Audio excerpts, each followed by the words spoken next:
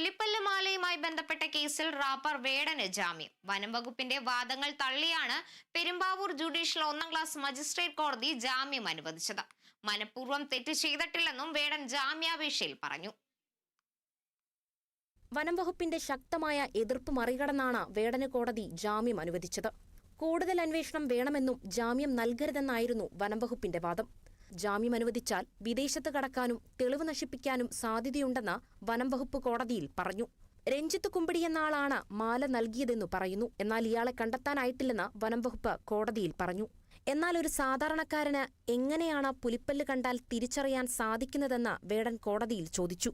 അന്വേഷണത്തോട് പൂർണ്ണമായും താൻ സഹകരിക്കുന്നുണ്ട്.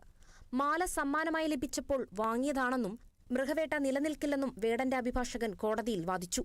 തുടർന്നാണ് കോടതിയിൽ ജാമ്യം അനുവദിച്ചത്. കഞ്ചാവ് ഉപയോഗിച്ച കേസിൽ ജാമ്യം ലഭിച്ചതിന് പിന്നാലെയാണ് വേടന്റെ കഴുത്തിലെ മാലയിലെ പുലിപ്പല്ല് ഒറിജിനലാണെന്ന് ചൂണ്ടിക്കാട്ടി വനം വകുപ്പ് കേസെടുത്തത്. വിവാദങ്ങൾ കത്തിനിൽക്കുന്നതിനിടയിലും വേടന്റെ മോണോലോവ എന്ന റാപ്പ് സംഗീതം പുറത്തിറങ്ങി. കറുത്ത രാഷ്ട്രീയം മാത്രം പറയുന്ന വേടൻ ആദ്യമായാണ് പ്രണയത്തിന്റെ ഭാഷയിലും ഒരു ഗാനം പുറത്തിറക്കുന്നത്. Kerala vision news, Kochi.